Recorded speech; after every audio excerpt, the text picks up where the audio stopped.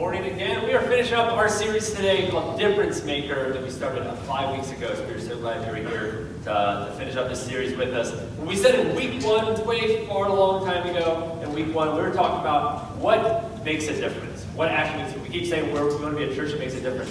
What actually makes a difference? How do we do that? And if we want to be a church that makes a difference, we need to be a church that's full of difference makers.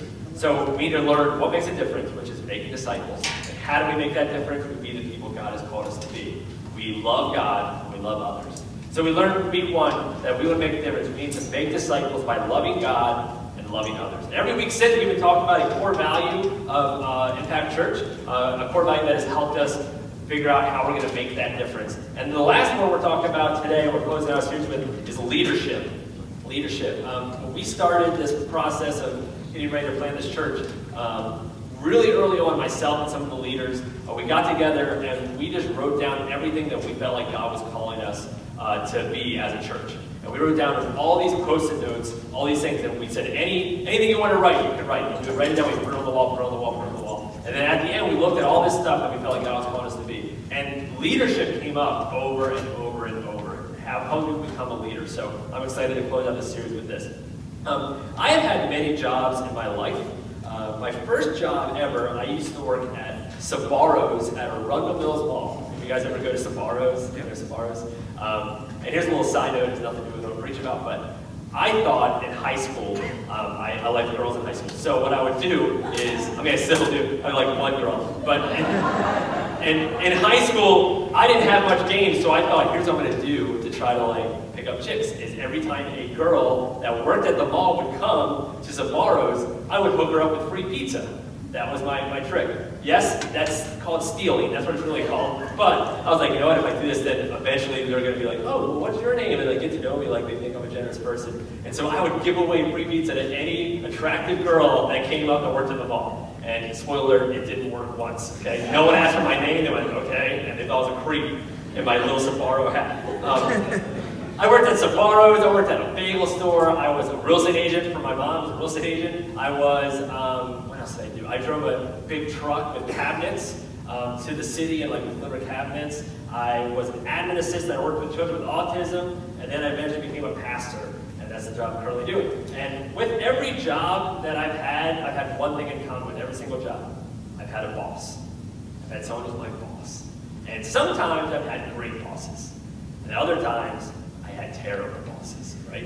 And you had the same experiences, right? You had times when you have great bosses, and when you have a great boss, man, it makes your whole work environment different. It makes what you do, you feel a little better going into work because that boss sets the tone. But if you have a bad boss that doesn't care that much, a boss that makes your life miserable, man, it can get tough to do some of that kind of stuff.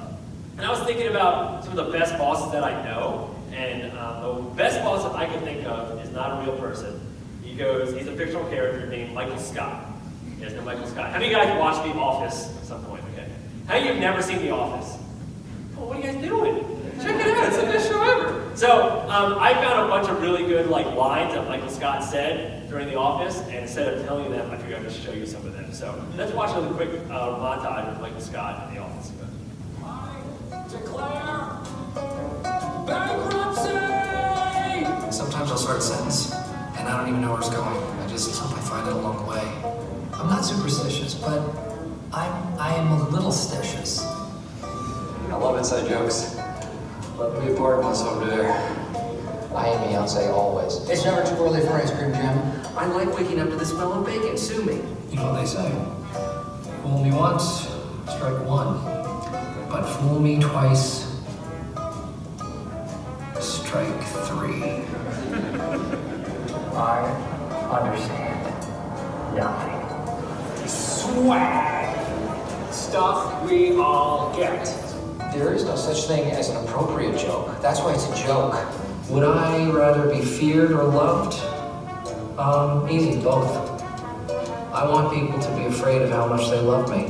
Abraham Lincoln once said that if you're a racist, I will attack you with the knife.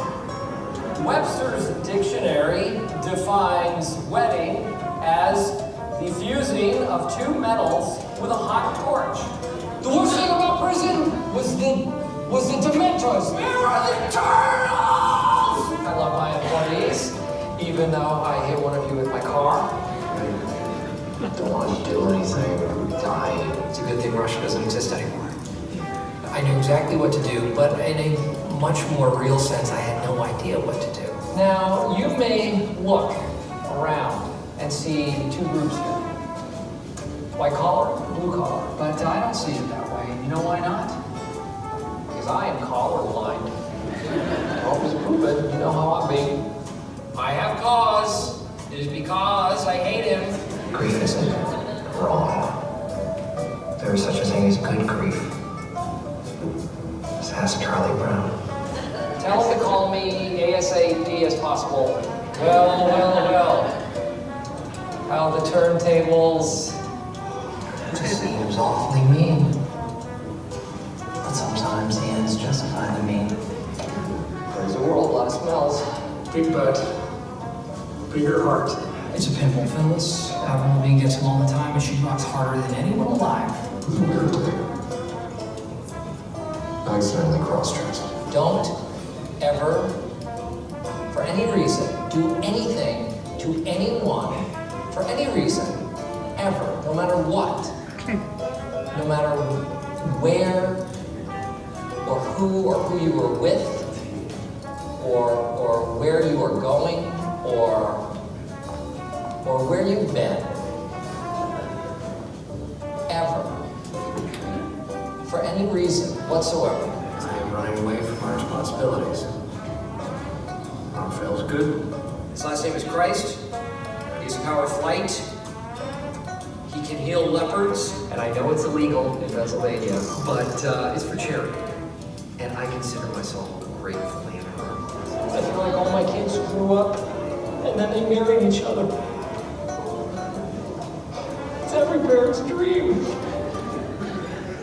Oh man.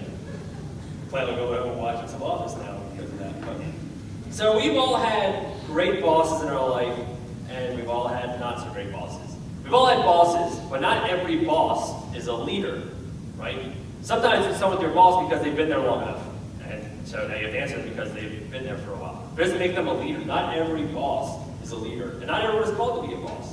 But we are all called to be leaders. Every one of us are called to be a leader. Now, I know the pushback when I say that. The pushback is, well, not everyone's called to be a leader. There's some people that are more followers, there's some people that aren't as like outgoing. They're not everyone's, I'm not that way, I'm not called to be a leader. But when we think that way, it's because we're actually thinking of a boss and not a leader. So you're not all called to be bosses, we're all called to be leaders. Learn Lab gave a bunch of different differences between a boss and a leader. I want to give you some of them. A boss drives people, a leader coaches people. A boss inspires fear in people, a leader generates enthusiasm. A boss says I, a leader says we. Bosses blame other people for the problems and the breakdowns, but a leader helps fix those problems and those breakdowns. A boss uses people, a leader develops people. A boss takes credit, a leader gives credit. A boss commands people, and a leader asks people. See, all of us are called to be a leader. John Maxwell said it this way about leadership. He said, leadership is influence. Nothing more, nothing less. Leadership is influence. When you have influence over a situation, or you have influence when it comes to a person, that means that you are a leader in that situation or with that person. When what you do, when how you act, when how you respond, when what you do in life influences someone or a situation, that means you are a leader in that situation. All of us have influence over someone. Some of us, we have influence in our marriage, we have influence in our family, we have influence at school, we have influence at work, we have influence with our friends. All of us have influence. So we have influence, that means we are a leader. We also all have influence when it comes to church, when it comes to here in this church. Now I know when we talk about church leadership, we normally think about like me, or some of the other leaders, like the person who's up there, the lead pastor, or the person who's preaching. That's church leadership. And I get that. Obviously, I understand I am a leader here. I am a lead pastor, and because I have a lot of responsibilities, I understand that. And I also have a lot of influence. I know that. If somebody, in fact, here's how much influence I have. Somebody comes here for the first time, and they felt like they were greeted, they love that area, they come in, they like everything, the worship, they love the worship. But if they think I was bad, they won't be bad. In fact, I could say certain things right now, and it would destroy the church. That's how much influence I have. I understand that's a lot of responsibility, but here's one thing I want you guys to know. Just because I have a lot of influence and I am a leader here, I don't believe that my calling is greater than your calling. I don't believe that. In fact, all of us are called to be a leader in some fashion. God calls you to be a leader. So if leadership is influence, and all of us have influence in some kind of situation, that means we're all called to be leaders. The question we have to answer is, how do we use our influence to properly lead others? We all have influence, so that means we're all a leader. We have opportunities that we can lead other people in other situations. How do we use that influence to properly lead others? This is a big responsibility. I'm going to give you 4 ways that we do that. 4 ways that we use our influence to properly lead others. Number 1, we have to remember who's in charge. That's number 1. That's the most important. That's a key. We have to start there. We have to remember who's in charge. My oldest daughter, Brooklyn, she's 4. She's gotten to the point where now she tells me no when I ask her to do things. And not just like a baby says no, learn the word no. She legitimately says no, I'm not going to do that. Here's an example. Sometimes I'll say, hey, Brooklyn, go get your shoes, we got to go. And she'll be playing, and she'll go, no, I'm not going to do that. And so I always respond with, excuse me? That's a little hint, like, you better be careful when you say next. And sometimes she goes, no, Dad, I'm playing, I'm not doing that. Parents, how much time do So I will do what I have to do. I'll punish her. She'll send her a timeout. I'll yell at her, whatever. And then when she's calmed down, I'll go and I always make sure I talk with her after I punish her. I'll get down to her level. I'll say, Brooklyn, you need to understand something. You are not in charge of this house, okay? The world does not revolve around you. You are not in charge. The person who is in charge is your mother, and she's not here. So I am now in charge, okay? You need to understand. So we need to remember who is in charge. In the book of John, there's a great story of people forgetting who's in charge. John chapter 3, verse 22 through 29. It'll be up on the screen if you don't have your Bibles. But John chapter 3, verse 22. After this, Jesus and his disciples went out into the Judean countryside where he spent some time with them and baptized. Let me stop here for just a second. We have our very first baptism service we have scheduled and planned on November 11th. So write that date down, guys, November 11th. I am excited to just be able to celebrate people making that decision. And what baptism is, it's just a public way of telling people that life change has happened in your life. That's all it is. It doesn't save you. It doesn't get you in a higher slot in heaven. It's a public way. It's a way to tell everybody that you believe in Jesus. And I know for a fact there are people in this room that need to get baptized. I know that. See, baptism is your very next step after salvation. That's what the Bible says. Jesus, in fact, before he did any ministry, he got baptized, and then he started his ministry. So if that is you, please talk to me or Michelle or Frank or anybody else. You can email me. Email me at eric@impactchurchmd.com. And you can contact me. But I really want to encourage you, if that's your next step, to be courageous with that next step and talk to me. If you have any questions, please talk to me. But let's go back to the story. Verse 23. Now John also was baptizing at Enon near Salem, because there was plenty of water and people were coming to be baptized. All these people kept coming, plenty of water, so John and Jesus were both baptizing people. Verse 25. An argument developed between some of John's disciples and a certain Jew over the matter of ceremonial washing. They came to John and said to him, Rabbi, that man who was with you the other side of the Jordan, the one you testified about, look, he is baptizing, and everyone's going to him. You see how they get so like, this is our people now? Like, you're on our turf now. It's crazy. And listen to how John responds, because they forgot who's in charge. Listen to how John responds. He didn't forget it. He says, a person can receive only what is given them from heaven. You yourself can testify that I said, I am not the Messiah, but I am sent ahead of him. The bride belongs to the bridegroom. The friend who attends the bridegroom waits and listens for him, and is full of joy when he hears the bridegroom's voice. That joy is mine, and it is now complete. See, this group of people, they get competitive. They're like, no, we're the baptizing people. You're John the Baptist. We baptize people. What's Jesus doing? John, you see what's happening over there. And they get fights with people. They're competitive. I'm a competitive guy, so I get this. I get really, really competitive. I've been kind of teaching my kids. My kids play soccer now, and that competition that I've been teaching them is coming out. Remember the first time a really tall competition, we played Candyland, and we were playing, and I'm not a big fan of like everybody wins, because you don't all win. One person wins. Everyone else is losers, okay? Get over it. Fine. Not everyone wins. People need whatever. So we're playing, and Savannah, my middle child, wins. And my oldest daughter, Brooklyn, she's like 3 at the time, says, oh, but did I win too, Daddy? And I said, Brooklyn, you need to understand something. You did not win. You lost. I lost you, I played. You did not win. You're not always going to win in life. You need to know that. You're not always going to win in life. I get competitive too. And in church world, oh my goodness, competition is everywhere. I've seen it. When we were trying to get people to support Impact Church, there were some people that were so generous and so loving, and they were like, whatever we have is yours, because it's not ours, it's not our people. But then I met in churches, they were like, wait, okay, we're behind you, but this is ours. These are our people. You can't take our people. No, you can't even help. No. I got that over and over. It happens. And right here we see the same thing. Church people are fighting over who should get baptized by who. And John steps up and says, you guys, it's not about who does what. That's the guy we've been waiting for. I even told you we were waiting for him, and he's here. I don't care who goes there, because John remembers one thing that's important, that he is not in charge. He's not in charge. But we need to remember that too. You need to understand something. If you want to be the leader God's calling you to be, you need to know you are not in charge. You're not. I understand you work hard. I understand you make opportunities in life. I get that. But you can't control everything. In fact, you guys could drive out of here today into a car accident, and before you know it, your whole life has changed. You have no control over that. You're not in charge. We are not in charge. We want to be. I get that. I want to be in charge, and that's a control thing. We want to control the situation. We want to feel like, because when we control the situation, we can try to make it the result that we want it to be. What we're really doing is saying, God, I don't trust you that you're going to actually do what I want you to do, so I'm going to take this over from you. It's actually a trust issue. So we want to control the situation, but it's fake control. We don't really even have that control. We just like to feel better about ourselves. We need to understand we are not in charge. And when you understand this, that you're not in charge, it's freeing. It's relieving. Because now the outcome is not on you. If it's a good outcome or a bad outcome, it's not on you because you're not in charge. Do you need to work hard? Of course. You can't be lazy. That's a way to honor God. But we work hard and we understand that the results aren't on us. It's on God. I'm thinking about this church, and whether we have 50 people, 100 people, 200 people, the results aren't on us.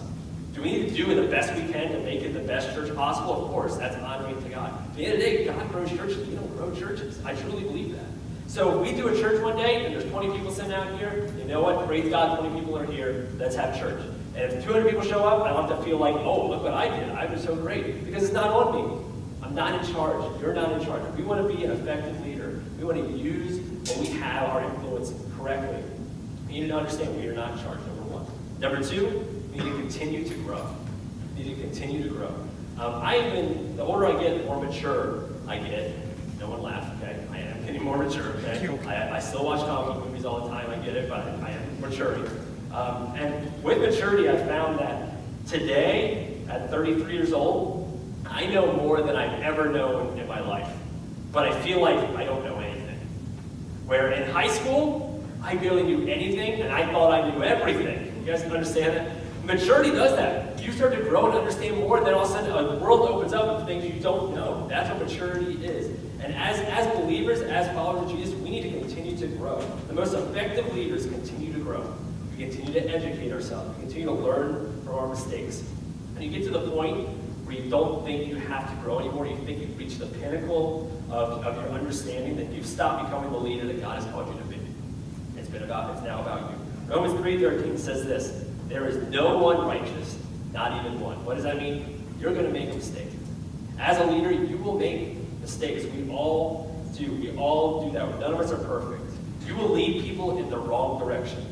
You will respond in a way that hurts your influence. You will do something with the right intention, but what you do will harm everyone around you, even though you never meant that to happen. That's going to happen because we're not perfect. But the great thing is, perfection is not required to be a godly leader. The only thing that's required is growth.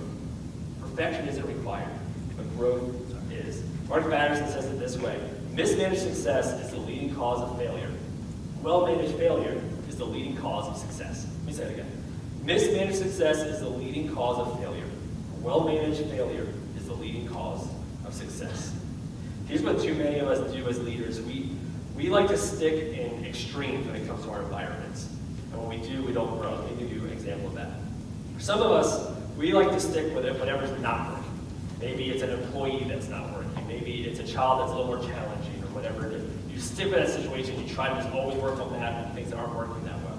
Or some of us, we go into what's working really well, and we just stick with that because we feel better about ourselves now that we're sticking with that part.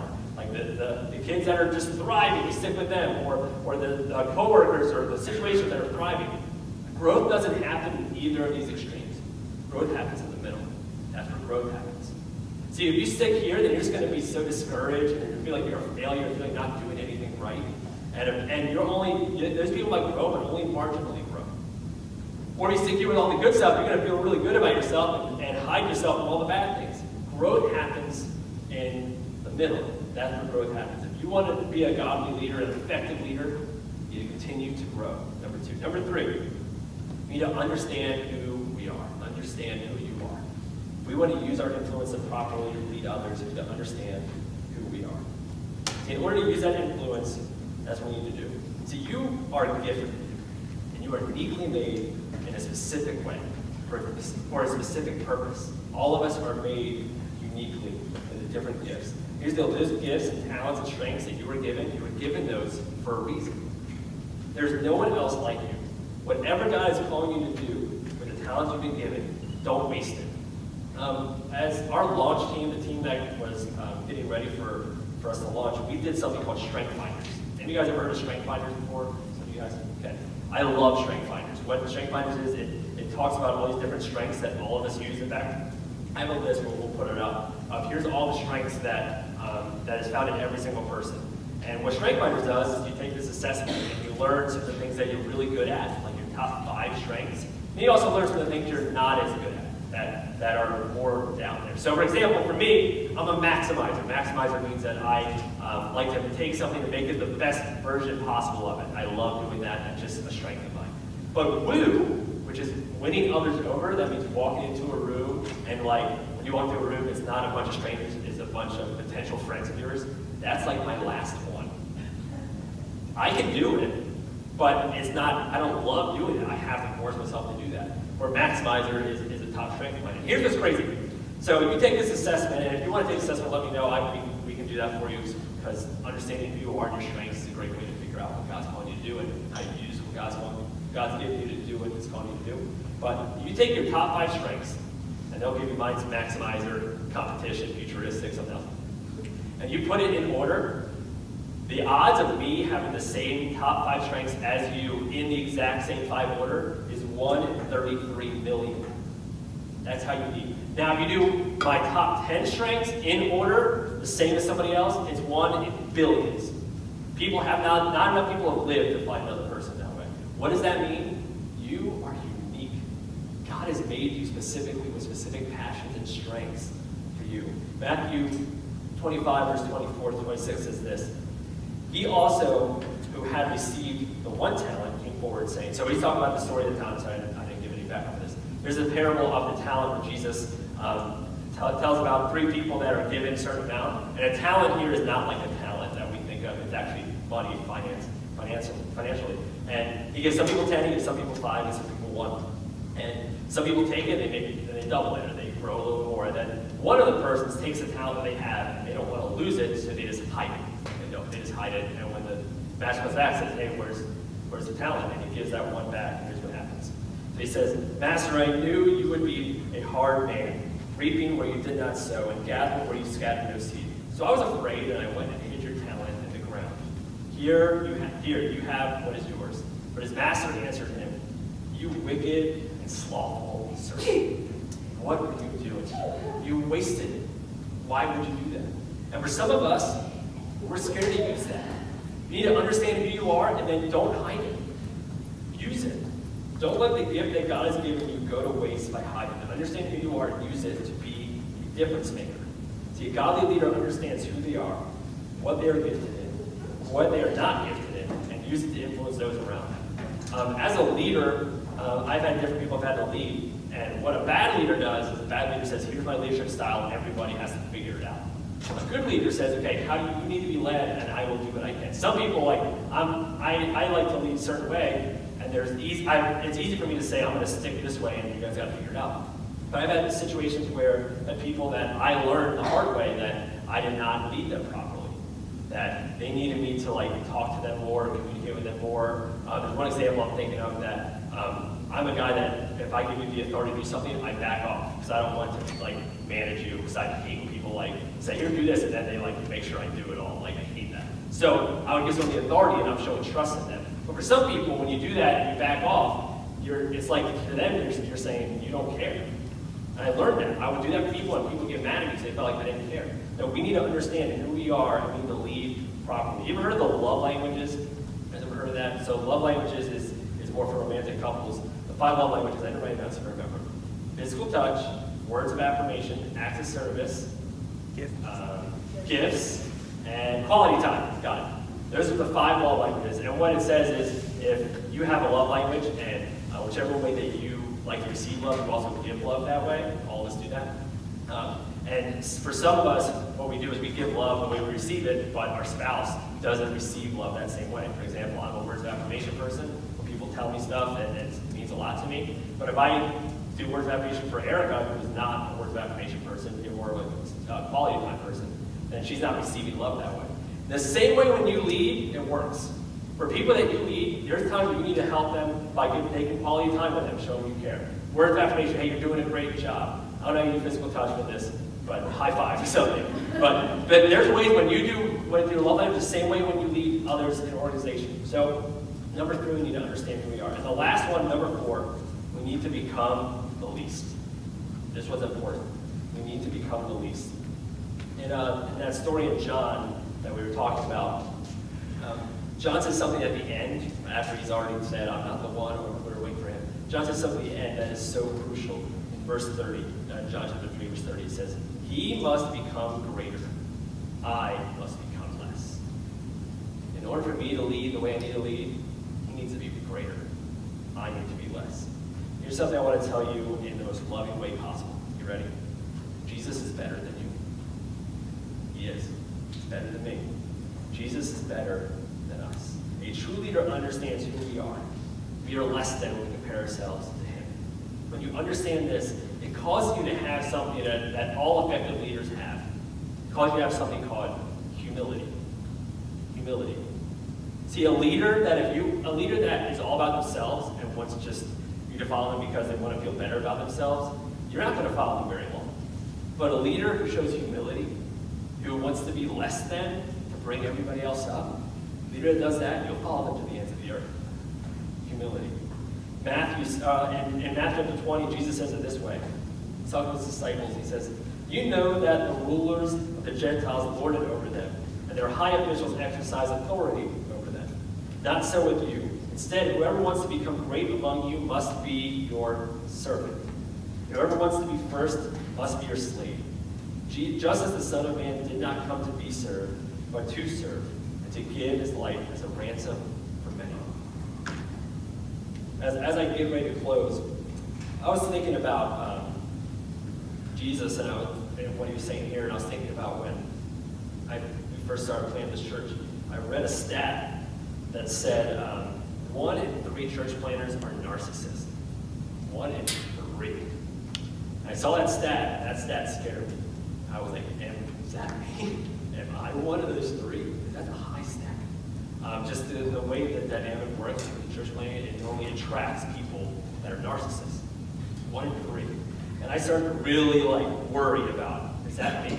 Am I doing this for me? Am I doing this so I feel better? Is that why I'm doing it? Because I'm telling you something right now. My prayer is that if I make this church about me, my prayer is that God will close this church. Because it can't be about me. It can't be about the leaders here. We have to be less and make him greater. If you want to use your influence properly, you need to become the least. This is a fight that you're going to have to fight a lot. It's fighting everything inside of you, I get it. We want to be recognized. We want to be moved up. We want to do that. And there's nothing wrong with getting promotions or being recognized. There's nothing wrong with that. But when we start to seek our own reputation instead of his, we make it about us, and we're going to fail. Because we're not good enough. When we become the least, we model ourselves against the best leader we've ever seen. And that's Jesus. And I truly believe that. If you're here, you're not even a Christian. But of course, if you're in church, you always say Jesus. I truly believe that Jesus was the most effective leader. You might not agree with some of the other stuff we believe. Jesus was the most effective leader we've ever seen. He modeled servant leadership. Here's what Jesus did. Jesus was God incarnate. Jesus was God here on earth. But yet, even though he was here on earth, he led in a radical way. And if anyone deserved to be served while he was here, it was Jesus. But what did Jesus do? He served everybody he saw. He washed his dirty disciples' feet. You guys wouldn't even wash my feet right now, would you? But Jesus, he washes the disciples' feet who had to wear sandals on dirt paths. He got down and washed their feet. He didn't make them wash his feet.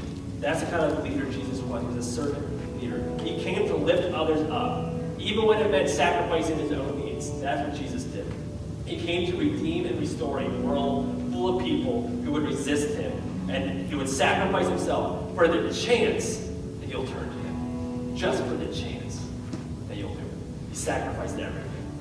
He invested and empowered a group of disciples, a group of people who were just ordinary men, who had nothing jobs, fishermen, nothing special jobs. He empowered them to go and take this message of loving people radically out to the world, to spread it across all nations. And all those people were so empowered that they died preaching that message of Jesus.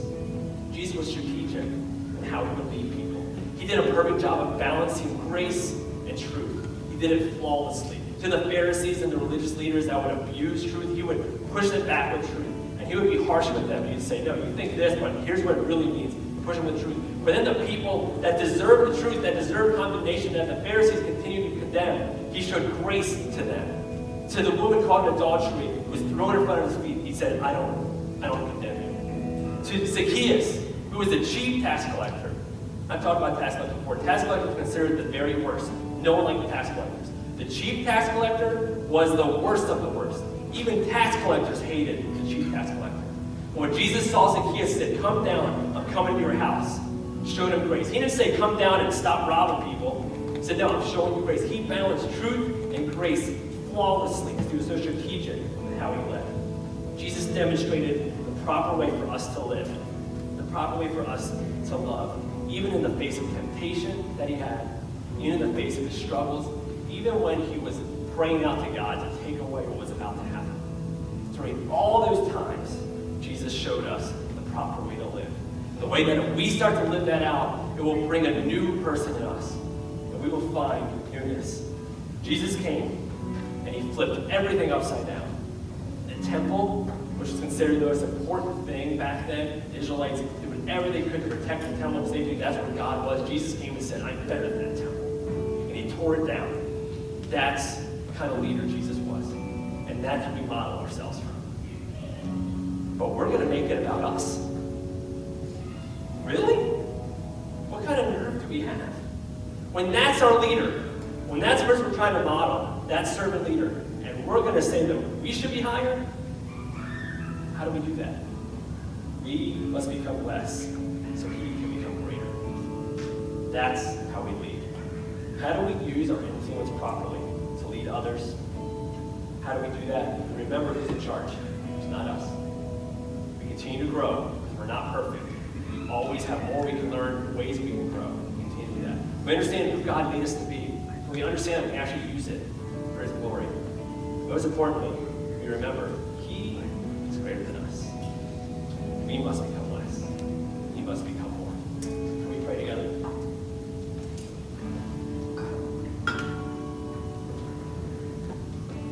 God, thank you for the radical love that you show us. Thank you for the leadership that you showed us. Thank you for modeling for us how we love each other, how we lead each other. And I pray that you help us to remember what it means to be a leader, what it means to use our influence properly, what that looks like in our life. Help us to just give up control and give it back to you. Give that up to you. We're not in charge. Help us continue to grow in our walk. Find ways to spend more time with you. Help us become a better person, not so we can earn your favor, but because of the grace you've given us. Thank you for forgiving us when we mess up. Help us to keep getting better, to keep growing. Help us understand who we are, the God that the person that you made us to be. Thank you for making us uniquely, specifically. dear God, help us to put ourselves down so that we can lift you up. You're the one who saves us. You're the one who gives hope to this world, not us. What we have to offer on our own is not nearly enough.